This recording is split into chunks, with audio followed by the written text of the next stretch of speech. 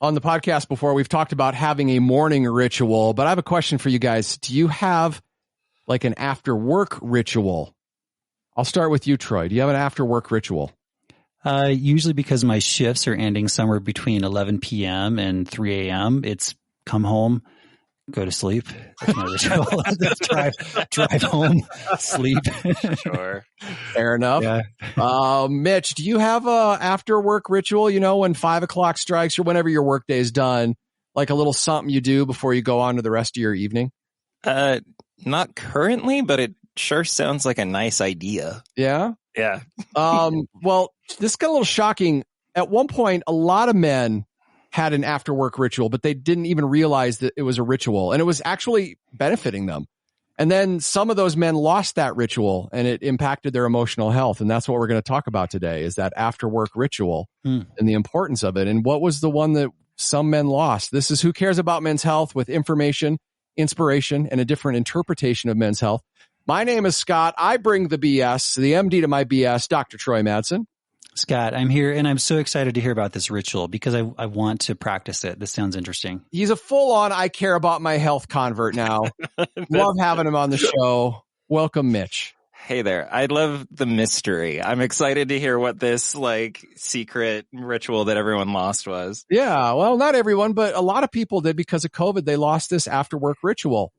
And that ritual was, and even before work, it was their commute.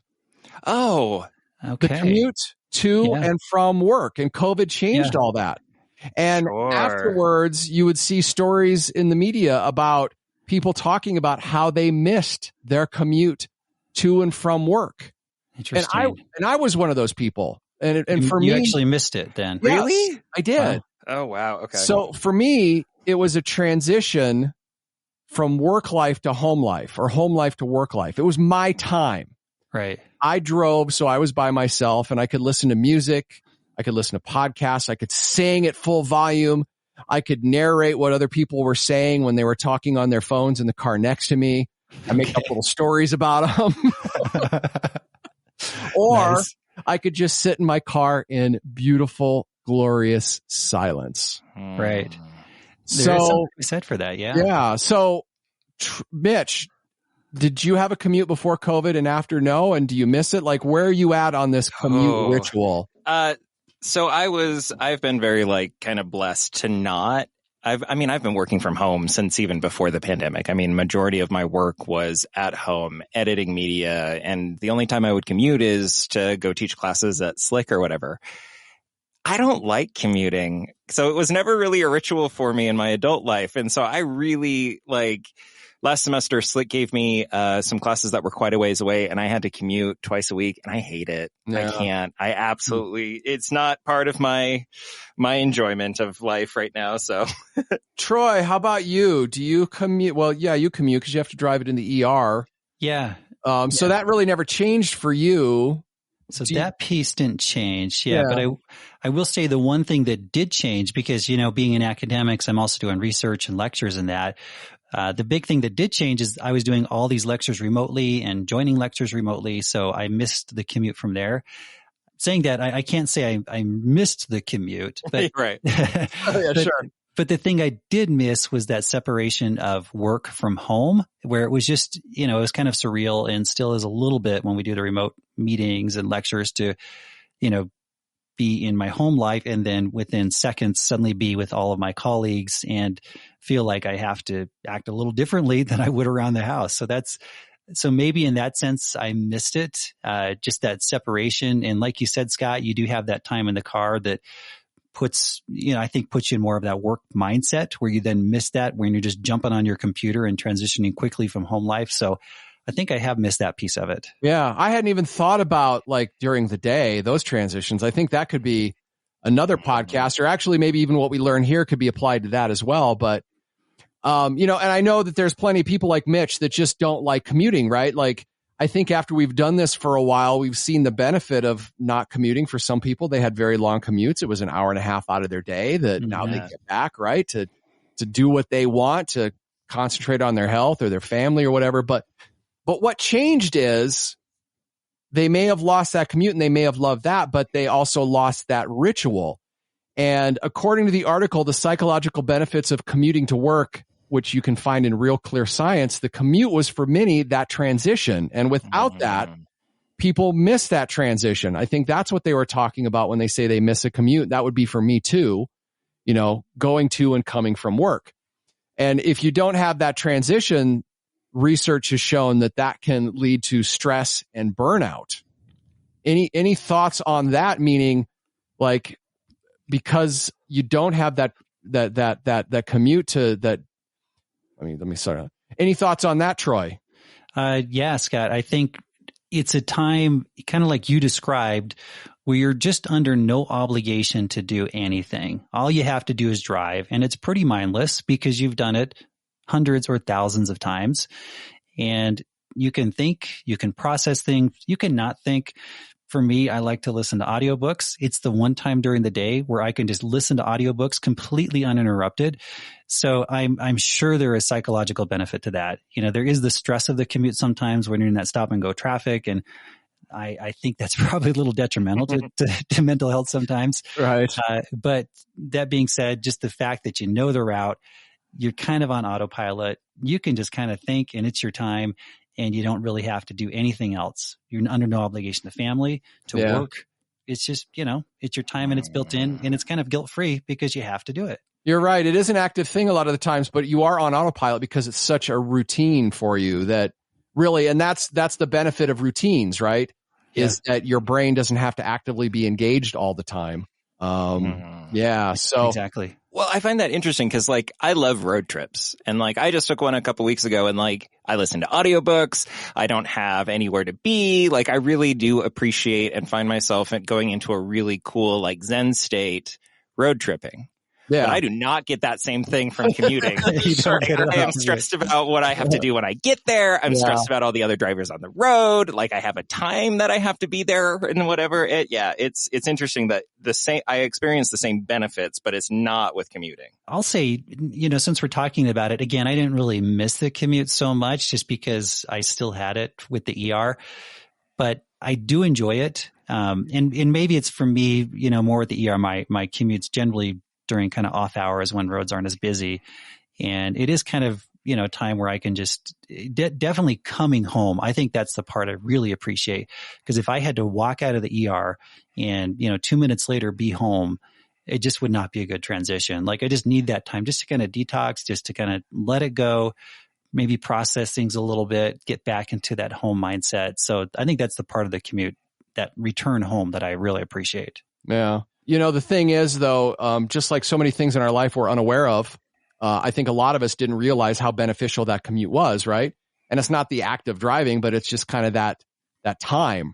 And scientists, researchers have a name for that. It's called liminal space, liminal, liminal space. Sure. And that is free time from both work and home roles. You don't have either one of those roles on you at that point. It's like that buffer zone, right? And when researchers talk about this liminal space, and when researchers talk about liminal space, it serves two purposes: detachment and recovery.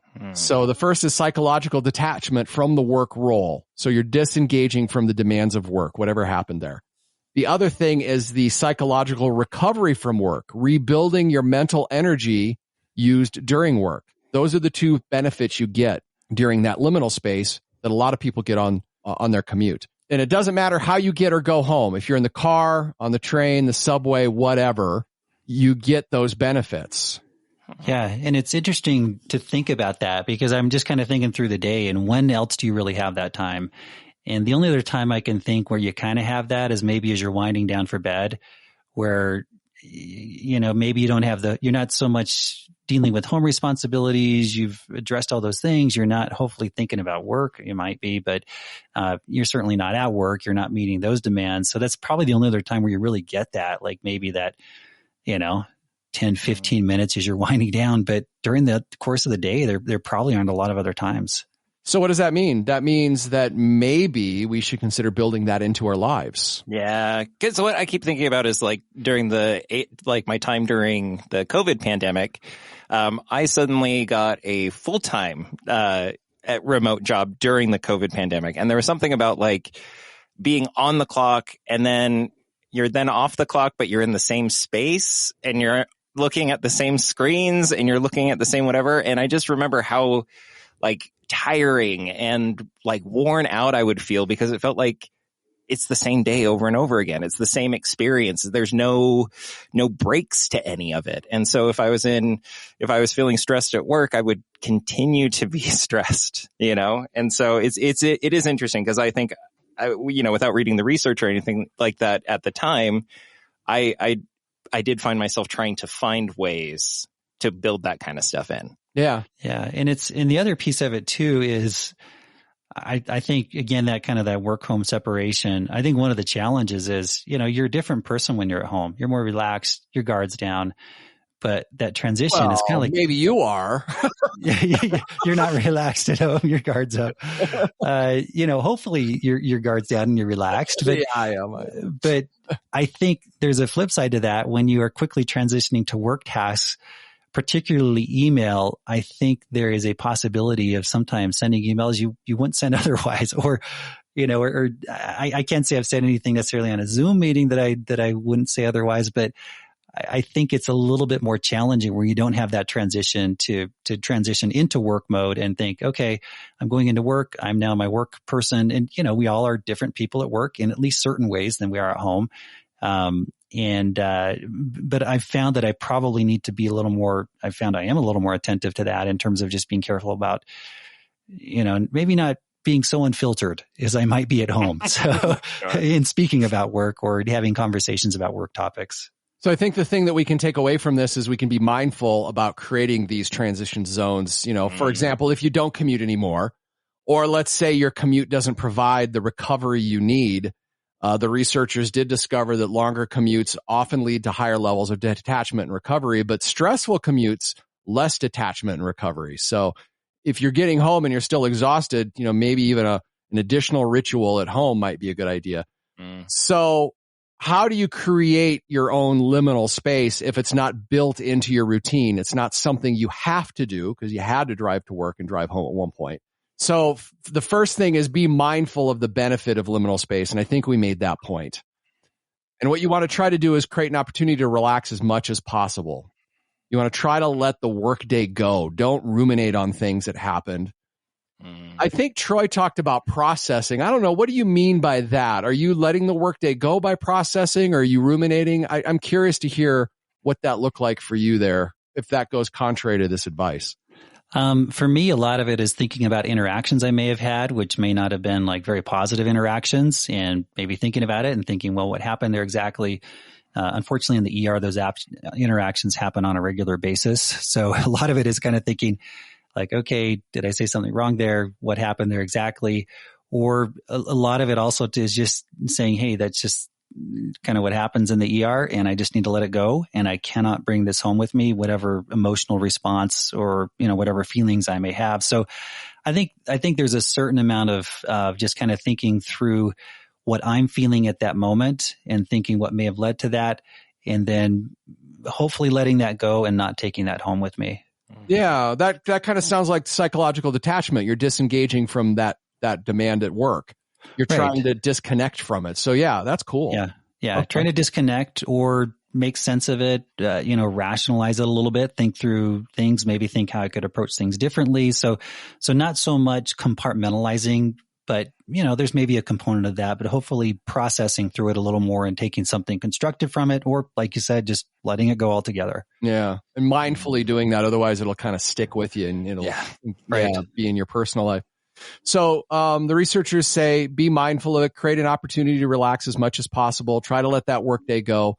Music and podcasts are kind of the default. Mitch talked about those, right? But I mean, that's the easiest thing to do in the car. Sure. That doesn't mean that's the only way that you can engage in, letting go of your day, the detachment and the recovery aspects of it. The researchers suggested maybe even talking to a friend on the way home. This was interesting. Take the scenic route home to avoid a stressful commute. So maybe you lose 5 or 10 minutes, but maybe you minimize the stressful commute so then you can maximize more. Oh, interesting. Your recovery, right? And for me, I've been very fortunate. I've had both. I've had rough commutes and I've had commutes where I drive through lovely neighborhoods. And I think you both know which one's nicer, right? Right. Yeah. Well, so that's interesting, I guess, to me, because I'm so time focused sometimes. It's just like, it's a super terrible commute. Like, let's just get through this. Like, let's just, I might have to sit on the freeway for a little bit longer, but let's, just get home. But like this idea of like, hey, let's treat the commute not as, a time sensitive activity, and instead of something that you get to take some time to yourself, by yourself. That's an interesting perspective I didn't have before. Yeah. There'll probably be some people that are going to now take 5 hours to get home. Right. Sure. Exactly. Yeah. But there's a lot to be said for just taking your time and trying to enjoy it, not being stressed, not feeling like, oh, I left late and I'm doing this every day. And, and giving yourself a buffer there to get there. So I think that definitely helps with that. And that's a double benefit, right? Not only you're reducing that stress, but then you're maximizing your ability to get that liminal space, Yeah. So other ways, like let's pretend somebody does work at home, or they have a rough commute and they get home and they've decided they're going to take 5 or 10 minutes. Like, what are some other ways? We don't always have to think about music and podcasting. Do you have any thoughts? A couple things. Exercise, especially stuff where it's not changing a lot of tasks or doing a lot of things differently. Just exercise. It's fairly routine. Again, running. Love to talk about running, but try to avoid talking about it too much. But, running for me provides a lot of that, where it's like I'm engaged in an activity, but I'm just kind of doing the same route I've done before. And it gives me that time to process things. The other thing you may not think about a whole lot is just like fairly straightforward cleaning tasks, like vacuuming, something like that. You just kind of vacuum, or you're dusting around the house, whatever it might be. Again, stuff where you just kind of engage in the task, but it's pretty straightforward. It doesn't require a lot of thought, and it allows you just to kind of let your mind wander. It's funny you mentioned that, because when we were first chit-chatting about this, I kept thinking like, oh man, the best times that I've had liminal space is oddly enough the mid-May 5K, the Who Cares About Mitch's mid-May 5K, because I would run in the afternoons and I would do it after work. Oh yeah. And that felt really good.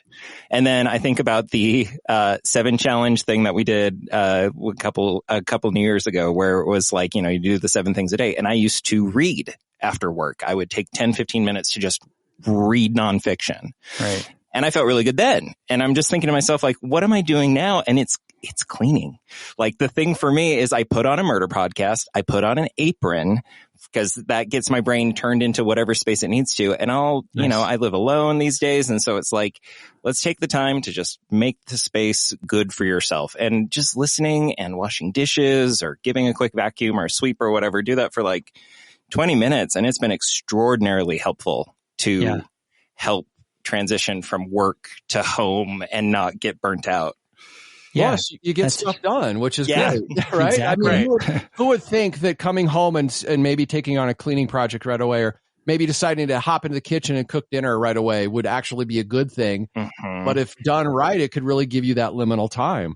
And it's kind of that, it's the approach too. It's like, it's not like, oh man, I have to do this. It's like, hey, I'm getting to do this for myself. I get to just like I get to just listen to this podcast. This is for me. This is what I'm doing.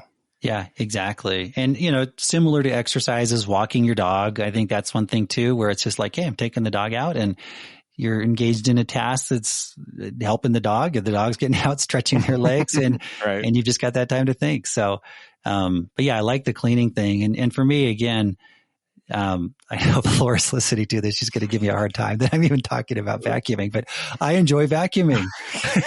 Really? I should be careful about saying that. Yeah. How many dogs do you have? It's good that you enjoy it's probably like 8 dogs. It's something that should happen around here very, very frequently. So I really should do this on a daily basis to get in my liminal space. Sure. But yeah, there's something about vacuuming in particular, I think, where you can just kind of tune everything out, and it's so mindless, and you're just kind of moving around with the vacuum, and and you're contributing. And the thing I love about what you said, Mitch, too, is, or actually was Troy that said walking the dog, right? Like, that's something that has to be done. Yeah. So what a built-in excuse. Like, somebody's not going to say, no, you can't do that. You have to do something else, because it's just like, that is one of the tasks, or vacuuming even. Yeah. Like what a great excuse just to escape from everybody.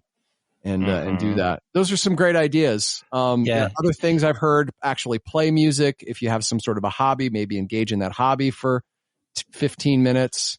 They did mention reading, Mitch, so that was good. So create that liminal space if you don't have that in your life, or if you're not finding that you are recovering well after your commute. And remember, the objective is to disengage from the demands of work and rebuild mental energy. So what are the things that are going to help you do those two things? How can you maximize that? Know that that's the purpose and maybe why you missed your commute. And it's something that we need. So if you don't have a commute, you have to be mindful about building it in. Any takeaways? I was going to say one thing too, since we talked about taking the dogs for a walk. One thing Laura loves to do is take the dogs out for a treat, like just take them out for a little ride down to the gas station and get them a beef jerky or something. And they get so excited for it. So it's kind of like her commute in a way where she just gets out and the dogs enjoy it. But anyway, takeaway for me is, it's something I feel like I have with the exercise piece and certainly with the ER commute, that kind of thing. But that being said, maybe I'll try vacuuming more. Sure. So for me, I think the thing is that I have kind of accidentally stumbled upon this stuff and just known like, hey, I got to do something to swap between work and regular life, et cetera. But taking the kind of mindset of make this a priority, right? Make this something that like, you know, if you're going to help yourself along and not burn out and have more energy in the evenings, et cetera, like I'm thinking I'm going to make sure I prioritize like the dishes and a cult podcast or something, you know, like that's what I'm going to do. Nice. My takeaway is creating the space is important. And I've experienced this firsthand during the workday. I will take 15 minutes and I'll make my tea because that's my thing now. You're going to get tired of me talking about tea, and I'll go into a room where there's nobody else and it's quiet, and I just breathe. I sip my tea and I just have some quiet, and it's my detachment and recovery time during the day. So this idea of creating space is important, but also creating it throughout the day. I think another thing that's changed is for many of us, when we used to maybe go into the office, conversations with coworkers or lunch breaks were those built-in things. But I find a lot of times I stack stuff back to back to back to back in my day. And maybe that's not the best thing to do. And Troy even talked about making those transitions between, you know, I'm at home, but now I've got a meeting. Maybe you have a little 5-minute transition if you can do it. And, you know, building those things in, not only in addition to before work starts and after work's done, but maybe even the day, or even don't stack the weekends quite so tight, right? Try to maybe have some liminal space during the weekends too. So that's my takeaway. So the challenge to you, the listener, is how can you maximize your commute for detachment and recovery to help you be more present for the last part of your day and those relationships and obligations you have? Or how can you work those times into your day if you don't have a commute so you are present for those things that you want to be present for? And maybe consider creating an end of day ritual that can create that liminal space. I mean, journaling was one we didn't even mention, right? A lot of people do that at the beginning of the day. Why not as a ritual at the end of the day? That might be a way to process. Do you have a way that you create liminal space in your life? If you do, or if you have any thoughts about this episode, you can reach out to us. hello@thescoperadio.com. That's hello@thescoperadio.com. Thanks for listening, and thanks for caring about men's health.